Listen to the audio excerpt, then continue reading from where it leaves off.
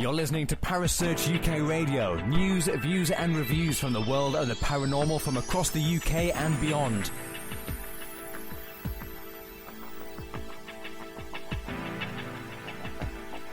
Find us on Facebook, Twitter and the World Wide Web. Parasearch UK Radio.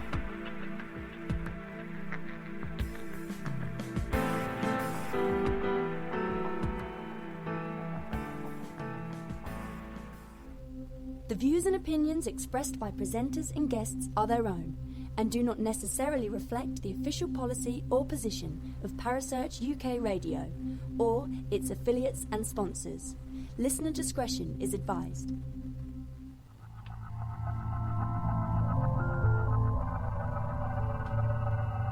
Welcome to Haunted Histories with your host Penny G. Morgan, right here on Parasearch UK Radio.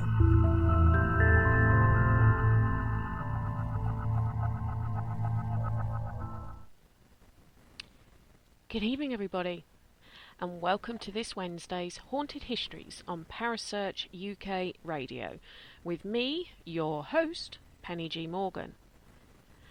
Last week, we were lucky enough to be joined by Stuart and Rosie Dawson from Simply Ghost Nights, who told us about some of their experiences in Ripon Workhouse, and also the very exciting news that the museum was expanding to the buildings behind also, which actually used to be the governor's quarters and the main dormitories. I really look forward to speaking to them, hopefully, again, in about 6 months or so, to find out if there's been any more interesting tales and experiences that they can share with us after those buildings are opened up for them to investigate. I don't know if any of you make a habit of watching Most Haunted episodes, but the one this Friday just gone was actually in Ripon Workhouse. I have to admit, I only managed to watch probably about 20 minutes ago of it before the actual historical inaccuracies of what they were saying. I was shouting at the television too much, and it got to me a bit too. But they, just for one thing, if anyone did watch it, the sales, they weren't for prisoners. They were actually for the vagrants who used to live there, which, if you listen to last week's show in the interview, you'll have heard Stuart, Rosie and myself talking about. Anyway, enough of that. I do want to apologise, though, for the technical glitch when the system went down last week. We're not quite sure what happened, but let's hope it's not going to be a regular occurrence. Perhaps it was one of the, one of the spirits from Ripon didn't like the way we were talking about it. Who knows, or maybe it was another spirit who I might have upset the way I've described their historical events or something. Anyway, I do apologise for that. So, where are we going today? Well, it's a bit closer to home for me. Anyway, if you think the week before last we were in Los Angeles, then last week we were in North Yorkshire. Well, we're going to actually be in East London today at the Ragged School. We're going to be joined by Kerry and Steve of Fright Nights London, who are going to be telling us all about their investigations of the place and what they have discovered so far. But before we go into the history side of the show, I'm going to mention a few friends' experiences of the Ragged School. Because it's local to me, I do know a few people who've investigated there. And first up, we have Kara's. And she says, the first strange thing was when we were outside. It was as though people were looking back at you through the windows. When we had a walk through, I was right at the back as we were walking through one of the areas where there seemed to be items stored, and I was wearing a fishtail parka coat. As I wandered at the back looking at the items as I passed, I suddenly felt 2 tugs on my coat tail. I stopped immediately and thought I had gotten caught on something, to find the area behind me where I had walked clear of any objects, and I could see nothing and no one behind. I still can't explain how it happened.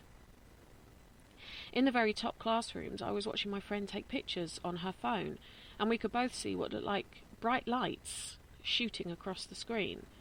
To us, this actually looked like children running up and down the classroom, maybe their energy. In the main classroom, which is laid out with the desks, the cane, etc., there was a laser grid set up in the corner nearest to the stairs. My friend stood in the corner where the grid was pointed. She's only 5'4". When after a while a child-sized shadow could be seen blocking out the laser, and she felt the temperature drop. I trust her implicitly to know she wouldn't lie about what she felt, In the basement there was a clear feeling of being watched and a very different and uncomfortable atmosphere. Two of my friends are very sceptical, and both state they could feel someone moving behind us when in a circle, and the movement that can only be described as someone shuffling, as we were all still. They both couldn't wait to get out of there. And then another friend of mine, Daisy. She says, I found it weird in one place. Someone kept telling me to sit down. Me and my friend had recreated a classroom with me, the teacher, and her, the pupil, and she was laughing. I was the teacher who drew on the blackboard. So using some kind of trigger event, they managed to create a reaction. When you listen to the descriptions from Fright Nights London later on in our interview, you're going to hear that those sort of triggers do seem to work very, very well in the Ragged School. So, by all accounts, it is a pretty active place by the sounds of it, and that's just two people's experiences. Fright Nights London are actually back there on the 24th of June, so if you want to see if things happen for you, you know what to do. So, on to the history bit. Ragged schools, what are they? Well, there is some discrepancy as to who invented them, as people have been sort of volunteering to help the poor to learn to read and develop numerical and literary skills for some time, but they believe that it was an idea actually developed back in 1818 by a gentleman by the name of John Pounds, who was a shoemaker based in Portsmouth. He actually began teaching poor children without charging for it, and if you look him up on the internet, or you Google him, there's lots of pictures of children sitting in a very small sort of cobbler's room listening to him speak and him showing them things. Then there's somebody by the name of the Right Honourable Reverend Thomas Guthrie started a school in Edinburgh. He's sometimes seen as being the founder of Ragged Schools, but even he actually thinks it was John Pounds sometime before him. Lord Shaftesbury formed the Ragged School Union in 1844, and over the next 8 years over 200 free schools for poor and destitute children were established in Britain. Wealthy individuals such as Angela Burdett Coutts gave large sums of money to the Ragged Schools Union. Yes, Coutts, that Coutts. This helped to establish 350 ragged schools by the time the 1870 Education Act was passed. Over the next few years, ragged schools were gradually absorbed into the new board schools. The ragged schools were charitable schools dedicated to the free education of destitute children. Amazingly, and this is amazing if you ask me, during the 39 years which the Earl of Shaftesbury ran the Ragged School Union, it's estimated that around 300,000 destitute children received an education. Pretty amazing when you think about it. These schools, however, did not just provide an education. I say just an education, but now we know how valuable an education is, even if convincing your children that they are lucky that their schooling is paid for. They also provided food, clothing and lodgings for some of these children. These kind of areas, you're looking at the industrial areas like London, Manchester, places like that, were fast becoming industrialised, and the children were being left behind. Many expected to work instead as opposed to go to school, especially as back in the Victorian era, schooling was actually quite expensive, as you had to pay for it yourself. A lot of children were on the poverty line, or very much below the poverty line, as a lot of the industrial work wasn't permanent. I suppose you could almost equate it to some of the 0 hours contracts we have nowadays. And, you know, their parents could have been working, earning money, able to pay the rent on what you might call a hovel that they had to live in, the slums that they were living in these areas. And when the work went away, they had no money, and would mean that they ended up on the streets and everything else. Supposedly, the ever-present Charles Dickens was so appalled by the conditions he saw when he visited the Field Lane Ragged School that he was impelled towards reform, and he actually got the inspiration to write A Christmas Carol, as he felt a hard-hitting story about the poor would perhaps create more impact than merely a pamphlet on the subject. The Elementary Education Act didn't come in until 1870, and this was to set the framework for education to children, all children, between the ages of 5 and 12. In 1880, it became compulsory to be in school until the age of 10. But it wasn't actually until 1972, over nearly 100 years later, that that age became 16. It's quite astonishing, really, isn't it? So, let's have a look at the place we're going to be visiting in the second half, the Copperfield Road Ragged School. Well, this school was actually opened in 1867 by Dr. Thomas Bernardo to service the children predominantly of Mile End, although his school did differ in those run by the London Ragged School Union. It wasn't actually part of them. But who was Dr. Bernardo? Well, when I think of Bernardo, I think of someone who opened orphanages and looked after children who had no parents. And whilst this was true, and most of us have actually probably met a Bernardo's child, even if we didn't realise.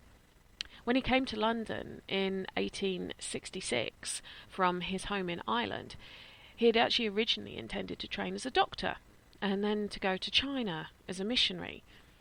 But what he saw in London was a city where disease was rife, overcrowding and poverty endemic, and education for the poor was pretty much non-existent. He was also present when a cholera epidemic swept through London, killing over 3,000 Londoners and leaving many, many more destitute. It's said in the accounts that I found that a little boy called Jim Jarvis took Bernardo around the East End one evening and showed him the young children sleeping in gutters and on roofs. It was faced with this that he decided that China could wait, and he was needed a little bit closer to home, opening his ragged school just a year later. In 1870, he opened his first children's home, albeit for boys. They trained these boys in skills such as carpentry, shoemaking, metalwork, giving them the tools to hopefully avoid the poverty trap again. At first, Bernardo limited the number of boys who could use the shelter. However, one evening an 11-year-old boy, whose name was John Summers, his nickname was Carrots, was turned away because the shelter was full. 2 days later, Carrots was found dead. The cause, malnutrition and exposure. From then on, Bernardo vowed never to turn another child away, and a sign was actually hung stating, "No destitute child ever refused admission." In the space of 7 years or so, and still not even 30 years old, Thomas Bernardo had established a ragged school, a home, with an employment agency attached for finding employment for those young lads who'd learnt their trades, and a mission church. So, if this was a place of rescue, a place of sanctity, of safety, why would my friends Cara and Daisy earlier have felt that someone stern was watching them, telling them to sit down or whatever? You know, why was Daisy told off? Her and her friend told off for laughing. Probably something to do with the Victorian style of teaching. In Victorian schools, there were more female teachers than male. Women occupied the majority of teaching roles. These women were obviously very strict and scary, and the majority of those teachers were unmarried, and they were to be called Miss at all times, which is where we get it from now for the teachers, female teachers. The reason teaching consisted of mostly ladies was actually due to the pay scale. The salaries in general were poor, and men could be earning more money elsewhere, so this was left to the women. The rationale behind it being that with mostly unmarried women, is that once married the woman was expected to take care of the family anyway, so would leave the profession. The large majority of teachers did not even have a college education. The role of teaching was something that they picked up whilst on the job, and every new lesson would actually be a challenge for them too. A lot of teachers in ragged schools were actually volunteers, with only a small amount being employed. That probably increased their strictness, if you ask me, especially if it was locals as well, who some of them may even have known those children. And discipline in the schools would make your average schoolgoer now probably burst into tears in fear. And as most people can imagine, discipline was huge in the Victorian times, and this was no different in schools. It wasn't uncommon for children to be beaten by canes made from birchwood. Boys were typically caned on their backsides, whereas girls would take the punishment on their legs or hands. The reasons for a caning could vary from truancy right through to laziness in the classroom. The punishments were usually harsh and painful for children aged just between 5 and 10 years old. Children who were slower than the rest within lessons were made to wear the shameful dunce hat and sit in the corner for over an hour. This was not only humiliating for the child, but also not helping them to get up to speed with the rest of the class. At the time, there was no concept of children with learning difficulties, and the uneducated classroom teachers or uneducated teaching profession as a whole would assume it was just purely down to the laziness or lack of effort.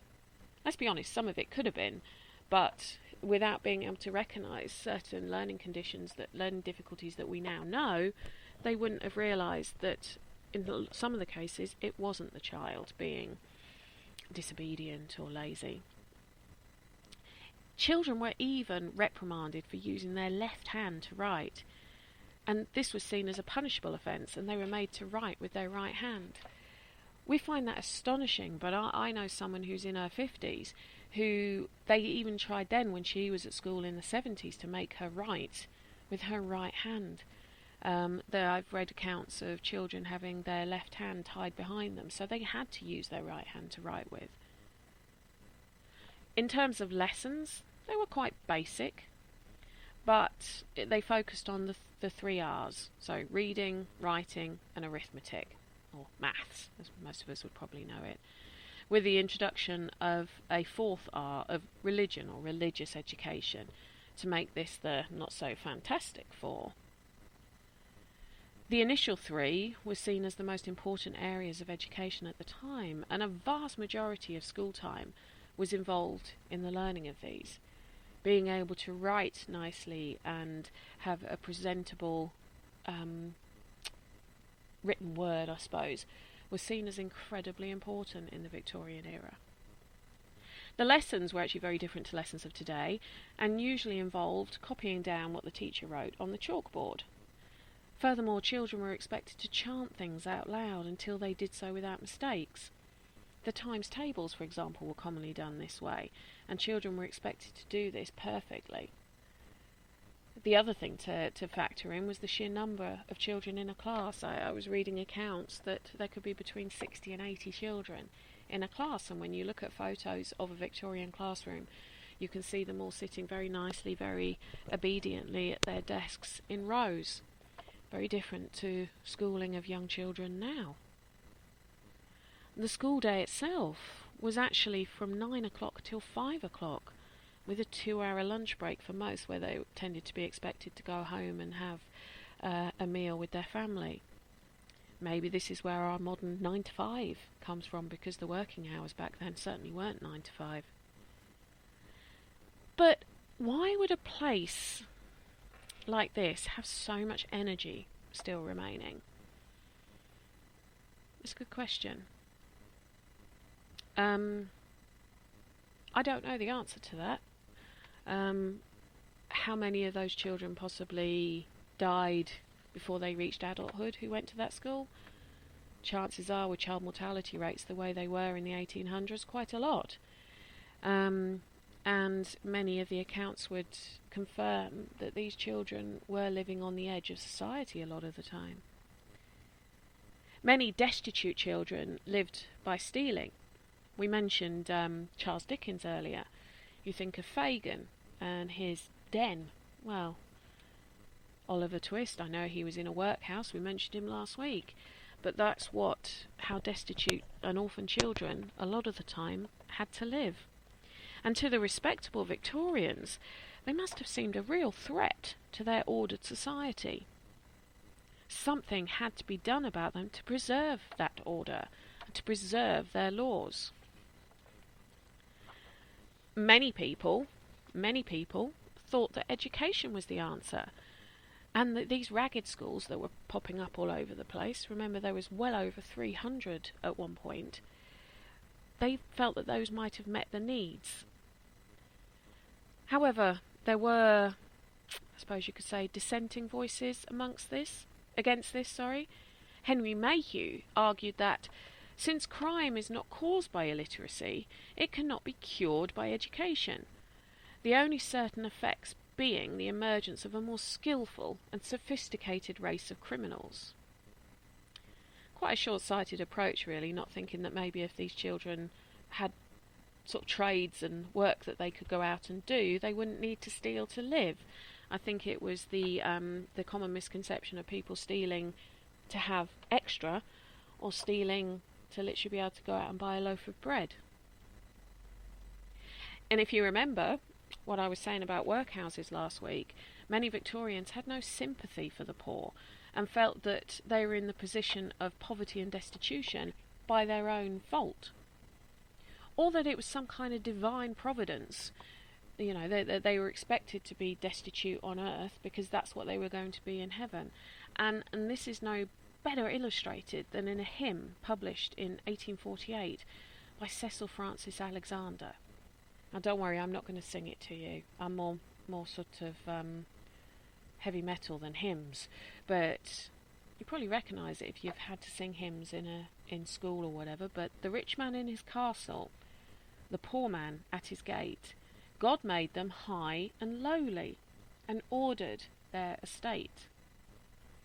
I think that kind of shows what the Victorians believed, that people were poor for a reason, and it was by divine providence that they were in that part of society. The Victorians did like to have their classes, and those classes were very strictly adhered to. So why would you want to help the poor when God had made them that way?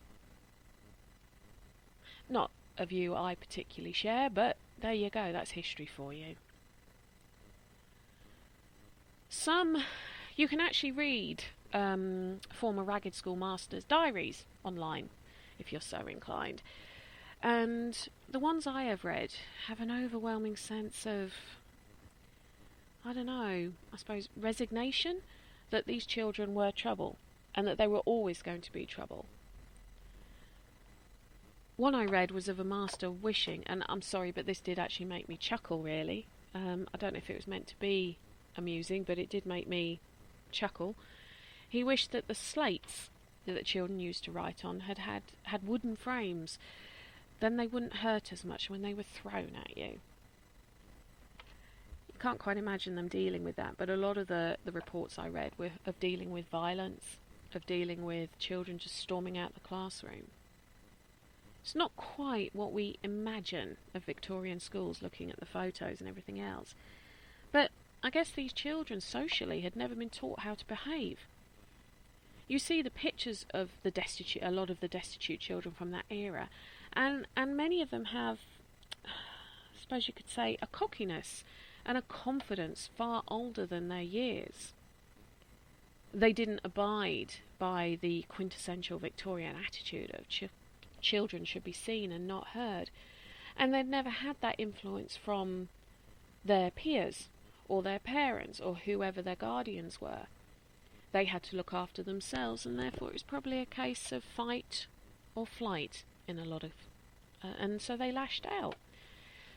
I don't know, but that's a lot of the reports do talk of violence, of children having to go to the local police station to be reprimanded, but then the school would take them back, because that's what those schools did.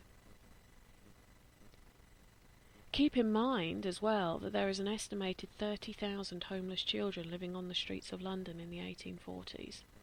30,000. So these schools had a large pool of potential students if they were willing to learn. Could be why some of them are still there, terrorising the visitors. It's what they know. It's what they want to do. But I think maybe terrorising is the wrong word. Being mischievous, I think, would be the better word. Anyway, we're going to have a short break. And when we come back, we'll be chatting to Kerry and Steve of Fright Nights London and picking their brains on this fascinating venue. And maybe finding out a little bit about them as well.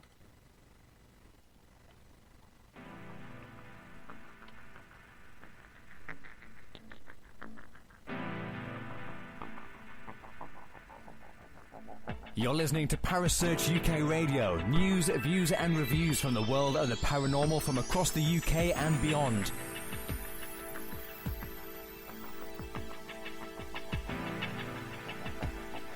Find us on Facebook, Twitter and the World Wide Web. Parasearch UK Radio.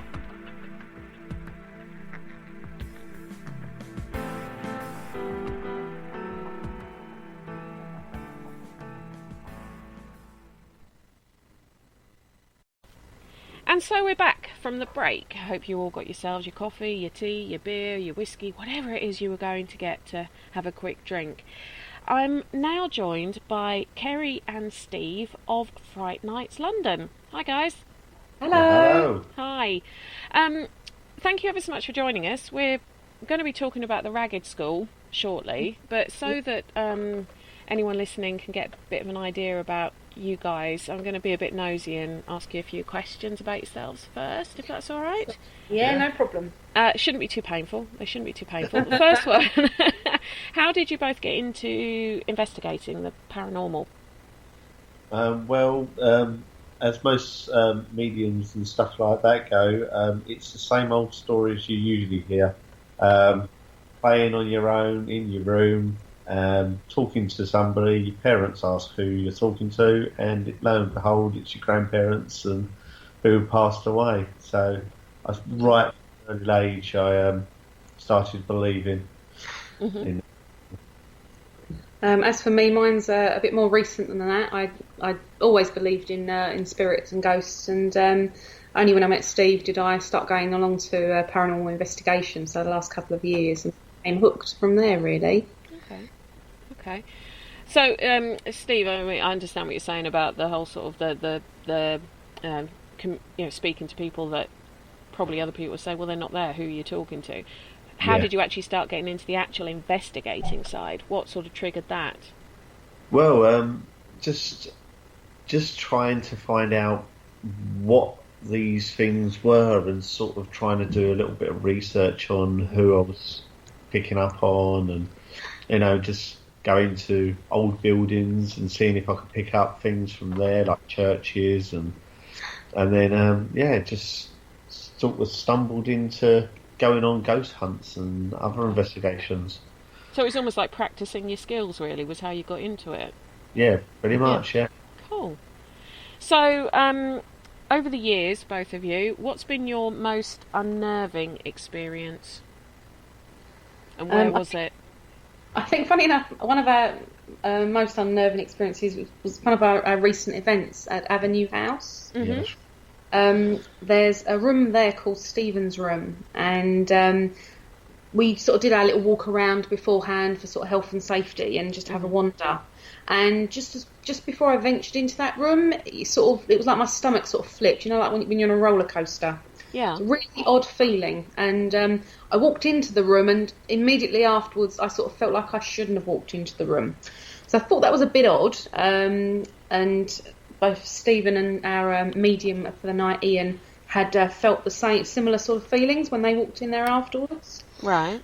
And when we took a group up there later, Ian, the medium, asked one of the sort of attendees if she wouldn't mind standing outside the door. So I was standing inside the door, so I'm a matter of 2 feet away from her. And within about 30 seconds, she began screaming at the top of her voice. Mm. We sort of dragged her into the room, and she was shaking. She couldn't stand up. She was talking about people getting killed. Some man was after her. A man was after her, and she was literally just absolutely frantic. Right. And it took us a good 10 minutes to sort of calm her down. And, we had to obviously stop the investigation at that stage, just to make sure she was okay. And we literally carried her out of the room. Literally had to carry her out of the room. She didn't want to go that way, but it was the only way out. And as soon as she left the room, about 10 foot down the corridor, she got her legs back, carried on walking. Absolutely she's fine. Nothing wrong with her. She didn't even know what happened.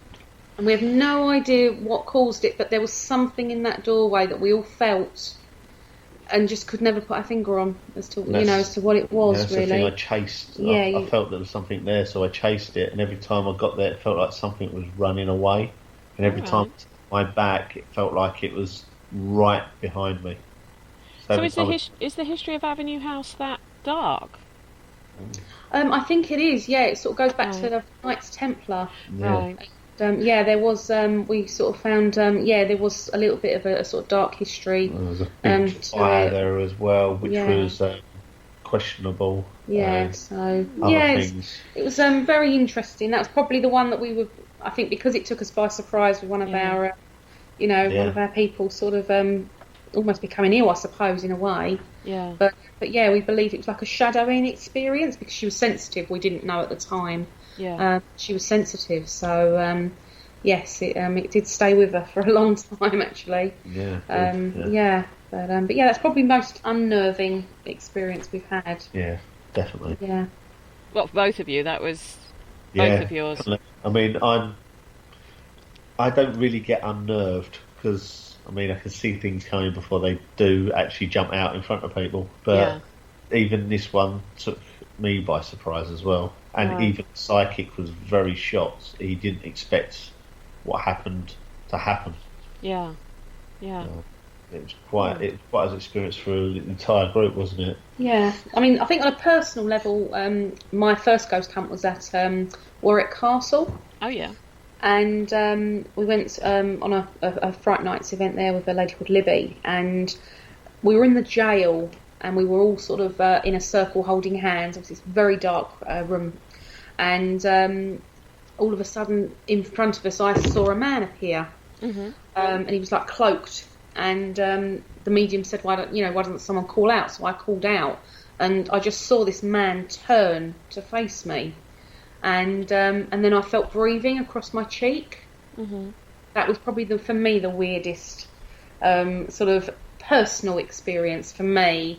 Sort of up close and personal with it. It was, a big surprise. That shocked me. It didn't frighten me, but it just shocked me. Yeah. In having that sort of experience. But, yeah. Yeah, I don't think I've ever been scared. But sometimes other people's reactions that I'm not expecting, that can unnerve me a little bit when I don't, like you say, you don't see that specifically coming. And with this lady, I think because I suppose, obviously we're taking care of these people as well. Yeah. And I think, to see her, like I say... in distress. Yeah, very, very distressed. We're not just talking a little bit upset. She was frantic. It was, it did unnerved everybody really that night. Yeah, but, I think it's prepared us for any other thing. Yeah, I think it has. Yeah. So. Oh, don't say that. Oh, you laid yourselves wide open. So what made you want to get the Ragged School on your list of places that you investigated? Well, I've been there a couple of times on a couple of investigations and found it very interesting. There's places there that are darker than dark, and it was something about it as well. Mm-hmm. It's got a draw to it. You just feel like you have to go in when you get there.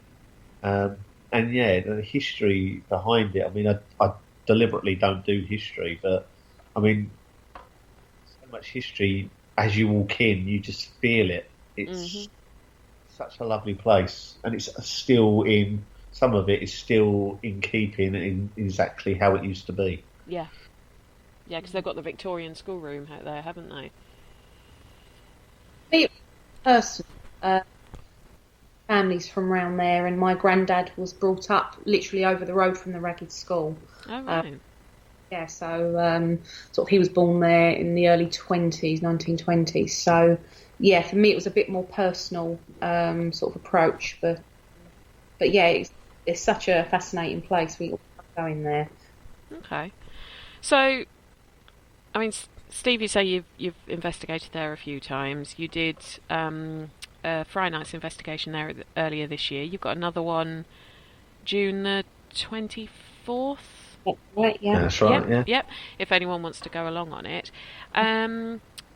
What were your experiences of the Ragged School, and what are some of the other ones that you've had, obviously, there, Steve, prior? Well, it was our first event, and we're all got everybody into the room, the main schoolroom, the old style schoolroom, and obviously me, Kerry, and our medium stood in where the teacher would stand and had all the people sitting in the stalls and that, and out of nowhere we heard a little girl giggle. Everybody in that whole room heard it. Everybody reacted in exactly the same way. We couldn't believe it. It was just, if we wished we had some recording equipment going at the time. Yeah. That was the only. Now we go everywhere with recording equipment, but it was phenomenal, and I think everybody walked away from that one room thinking, "Wow, what an event!" Yeah. It was just phenomenal. Yeah, we had. We also had up in on the third floor, effectively second, third floor. There's like an old room. It's still sort of. It's sort of not open to the public when it's opening as a museum. But sort of like an old factory area. But they have still got desks, and they've used it for filming in the past. And we were up there, and one guy said he felt like someone was watching him. So he said like he didn't feel comfortable with his back to the door. So we said, okay, will you go into the room next door and have a little look? So he said, okay. He was a man in his 20s, and he went into the room next door. And I waited about 5-10 seconds, and then I followed him in just to make sure he was okay, because obviously it is in the dark. And I walked in, and he's over the opposite side of the room, and this room's about 40 foot long, and he's standing in the corner like a naughty child with his face towards the wall. Right. I sort of said, are you okay? And he didn't really answer me, so I went a bit closer. I said, are you okay? And he said, yeah, I'm fine. I asked him why he was standing in the corner, and he didn't know that he almost felt like he was made to go into that corner. And I asked him to join the group again, and when he came back to us, he was crying. But he had no idea as to why. He couldn't explain to us why. Very strange. He didn't have any kind of inkling as to what had happened to him at all. No, nothing. He didn't even remember. He remembered walking into the room and walking out the room. He doesn't remember why he was standing in the corner or anything. He has no memory of it. It was so. It's so strange. Different. It was so weird the way that happened. But we did have also another group on that night when we split up into groups. I took the basement, and we didn't have much sort of happen with the like the K2 equipment or the spirit box. We didn't have anything happen. But my last group, they believe they saw a man standing there, an apparition. Personally, I didn't see it, so I can't honestly say. From my perspective, I couldn't see it, but at least 2 or 3 of them in that group were like, yes, and they described him to me, and then by all accounts he sort of lunged at them and they screamed, and they all screamed at the same time. So there was certainly something down there, but could have been the schoolmaster wanting to know why they weren't in class, that kind of thing, hence the lunging. People did experience in other rooms the feeling of needing to sort of stand straight, and it felt like something was on their back, pushing their back up. Like as if they've really got to stand almost to attention, and it was quite strict. Like they felt they were being sort of scrutinised. There was a lot of people, so when they were sitting at the desks, they were sitting properly at the desks, and they said, "I don't know why, because I can't fit in this desk, but I have to sit in here properly." and it was so interesting. We did a walk around with a camera as well. Right. I walk around on my own before the event started, recorded the whole walk round, and at the end of the event, we're all making sure everything's locked up, and there was a cupboard that was open, which nobody even knew was a cupboard. Mm-hmm. It's almost like a hidden in plain sight, and there's this panel opened up, and nobody has any recollection of it. It was just before our final vigil, so we thought we asked everybody. Yeah, we did ask everyone. And nobody even knew No. it was there. And the medium picked up on it first. Yeah, he picked up on it first, yeah. He said he felt a lot of energy quite low, and then we turned around, and lo and behold, there's this tiny little door that had opened up, and nobody even knew it was there. It was really interesting. Really strange. And so would this have been in a classroom, one of the classrooms? Yes, it was, yeah. It does seem to me, the stories I've read from friends of mine who've been there, things I've read on the internet, there does seem to be an awful lot of activity in the classrooms. Yes. But Definitely. is there... I haven't been there yet. It's on my to-do list. It is on my to-do list. Is there the energy that you can feel there negative, positive, mischievous, ominous? It's all of that and more. It's Right. different rooms and different energies. It's such a... You can feel the energies change between the rooms. I mean, one of the rooms, I think they called it the kitchen, because it's got set up of an old kitchen, and the amount of people that felt quite happy, quite jovial, and they felt like they needed to play. Well, we know the party always happens in the kitchen, doesn't it? So that probably... Yeah. So, and myself and a couple of other people, we were doing a solo vigil there, and we swear blindly there was children, because we just looked up and it's almost like a brief glimpse of children swinging their feet. So it was almost like they were watching, and there was about 3 or 4 of us that saw the same thing, and we told individual people that told a single person, so it all concurred between the stories, which was really interesting. Staircases is another thing. You feel the stairs that you go up and down, you always feel that there's someone either at the top of them or at the bottom of them, even though there's no one there. So, What, waiting for you or just watching you? Or watching. Occasionally you can be the only person walking up it, and you know that there's more than one of you walking up there. You can actually hear them, and then you stop and you hear another stop behind you.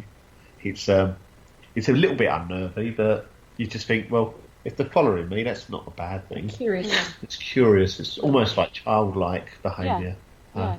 Which would be applicable when you think of how many kids probably went through that school, and how many of them probably didn't make it to 12 or 13 years old, and that might have been their favourite place to have been, even though some of the accounts I've read of the Ragged schools, a lot of the kids were only there because their mates were there, and it was seen as a bit of a jolly and a way to get free food. Yes. You're saying some bits of it do feel ominous or dark? Yeah, there are a few places. There's a cellar area that's it seems darker than dark. Yeah. I mean, it's one of those places that you want to put your back against the wall. A lot of people do that as well. They actually do. They go, "Oh, do you mind if I put my back against this wall? I don't like it in here." But it is a very... There's no light there, but it seems darker than it should be. And it gets darker and it gets lighter. So it's a very interesting room to investigate. It's funny actually you say that, actually, Steve, because my friend, in the first bit that I read through, the basement was where she said she had a real clear feeling of being watched, and it was very uncomfortable, and that 2 of her friends literally ran out because they just didn't like the sort of feeling of something was like hovering over them and shuffling around them, and it's almost the way she described it, almost like they were being hunted down there. I wonder why. Does anyone have any idea of why that particular part would feel? Well, I mean, only on prior investigations, somebody picked up a janitor or somebody caretaker of some sort, and Right. they said a little bit schizophrenic. 1 minute he was nice, 1 minute he's nasty. Okay. I've not picked up on that, but it has that feel to it. I mean, you could go in that room and it'd be an absolutely fine, nothing there, and then the next minute, there's something there, and you just need to get out, or you feel, you know what, I'm so comfortable here, I think I'll stay. Yeah. It is a very changeable. It's a very changeable area. Yeah, it's It could be as well down to the fact that the building itself wasn't always used as a school. I mean, wasn't it used as a shipping warehouse type Yes, it was a thing warehouse. as well? I think both before and after. Yeah. You know, the kind of guys who used to have to work in those kind of warehouses were probably quite rough and ready, to put it politely. Yeah. So it could even have been one of them is still loitering kind of thing, I Yes. suppose. Yes. But Yeah, could well be.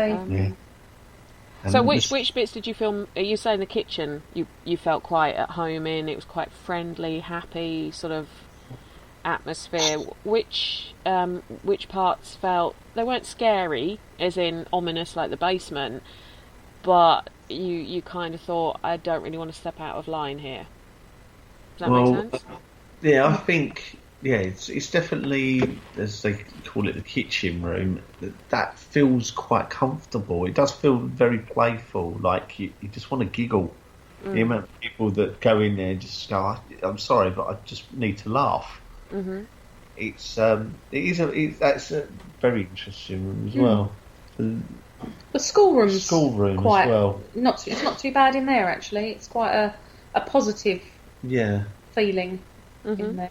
Yeah, Definitely. Yeah, I but think there's a room on the back of that, which is a different room, and it's almost like if you open the doors, you can feel it flood in.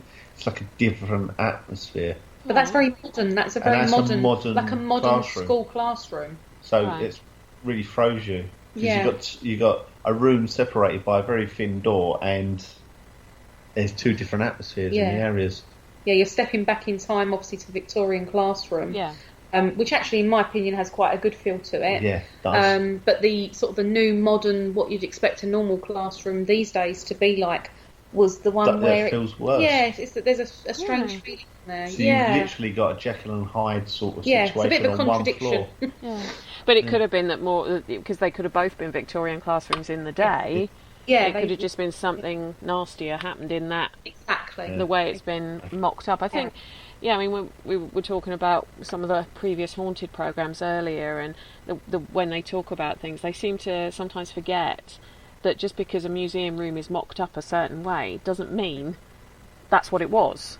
Yes. Exactly, You know, you can go into a room and think this feels really weird, and find out that what's been made to look like a cottage front room was actually a morgue 100 years ago. So it's interesting. That's like we were saying earlier about using the body to judge things. Yes. Sometimes that's a better judge than what you actually can see. Definitely. Yes. I mean, Definitely. we sort of have learnt to sort of appearances can be deceptive, and but you know, like you say, you know, just because it's set out in a certain way doesn't mean that 100 years ago it was set out in any similar sort of way. It was very different. And I mean, that's one of the interesting ones about spirit. It's one of the things I find quite, when people say they think spirit's gone through a brick wall, when you actually go back to when that spirit would have been living, there was no brick wall. Yes. It's a bit like, I think, isn't it the Winchester House in America, the way she built it, because the spirit said, no, we need to be able to go through a doorway there. So you've got doorways like in the ceilings and halfway up. If you've ever seen the layout of it, it's weird, but supposedly she got messages saying that's how they had to move around. So rather than them having to go through walls, she built doorways. So it's always something to sort of, that they aren't necessarily going through a wall, or it might not be that it was a friendly, fun classroom. It could have actually been, I don't know, where they got caned, or whoever knows what else would have happened to them. Any other experiences of the Ragged School that would whet people's appetite to come and visit it? I mean, it's a very. I mean, all the flooring's very creaky, but there's places where you can be standing and you know for a fact that creak was nowhere near you, and it wasn't anybody. They walked a set of stairs, and then it could be it flexing back, but I mean, you're standing in there for a half hour, and then all of a sudden it creaks. Yeah, it's a little bit different. And there is actually one of the staircases. People feel very, very off balanced and drained really quickly. Oh, almost right. pass out. But Okay. strangely, it only seems to affect women. It's never affected any men. It's always affected a woman. And it's always the last person for some reason. Don't know why, but That's interesting.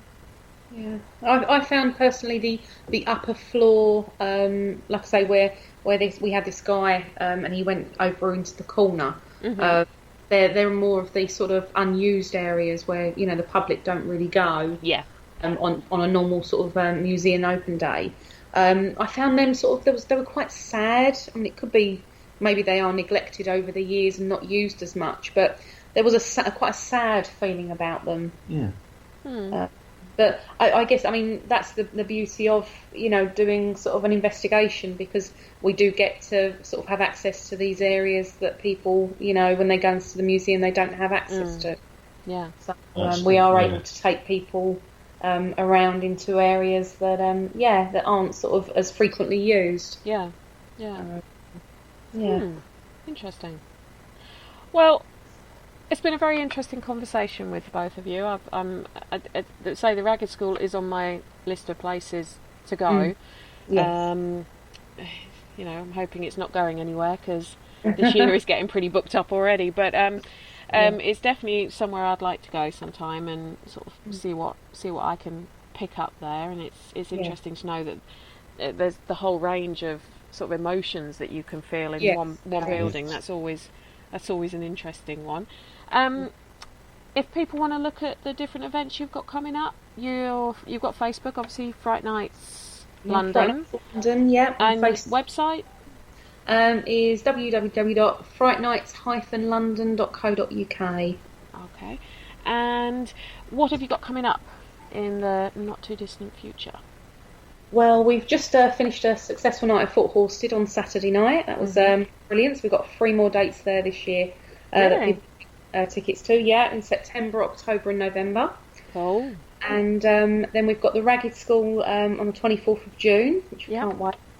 And then we've got Avenue House. We're going back there in July. So, sort of, I think it's about the 8th or 9th of July. And then we've got a new venture, which is the Jeffrey Museum in Shoreditch. Yes. We're doing that one at the end of July. Yes, I'm on holiday when you're doing that one. I was devastated when I saw the date. we may do another one later on in the year. We'll see how well this one goes. But yeah, we're really excited to be working with them, and it's a great venue. Sort of really lively, lovely people who work there. It's really, really sort of interesting, very different sort of venue. And and we're going to be sort of going down into that. They've got cellars that haven't really been accessed in 100 years. There's sort of very access to them. So he's letting us sort of have a look around them, which is brilliant. I mean, that one's going to be good as well, because you've got an awful lot of artefacts, like social history related artefacts there. So if artefacts can contain energy, there should be a whole plethora of different things going on there. That I must admit, anyone who's into social history, the Jeffrey is the place to go. So to investigate there as well would be. We've got that exclusively for this year. So they're actually going to be closing next year for renovations. So we've got a chance to do some investigations this year. So it's your first one there at the end of July. July, 29th of July. I'm very excited. We might have to talk about the Jeffrey then later on this year, if that's all right with you guys. Love to. Yeah, love to. That'd be great. Yes, I was when I saw the dates, I got very excited and then realised I wasn't going to be in the country. So the fact that you're going to have other dates there, then that's awesome. Yeah. Well, thank you ever so much for taking the time to talk with us and our audience. Obviously, people can contact you on your Facebook page. They can contact you on your website. Go and have a look at the events. They're all sort of home counties and London based, hence the title Fright Nights London. Have a look at some of the photos of events as well on the Facebook page, because people do look as though they've had a really good time. And that just leaves me to say thank you everyone for listening. Go and have a peaceful night, and don't be too worried about things that go bump in the night.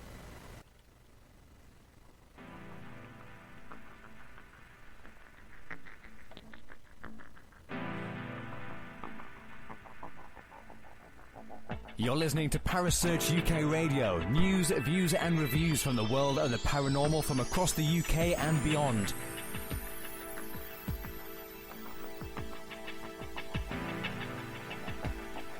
Find us on Facebook, Twitter and the World Wide Web. Parasearch UK Radio.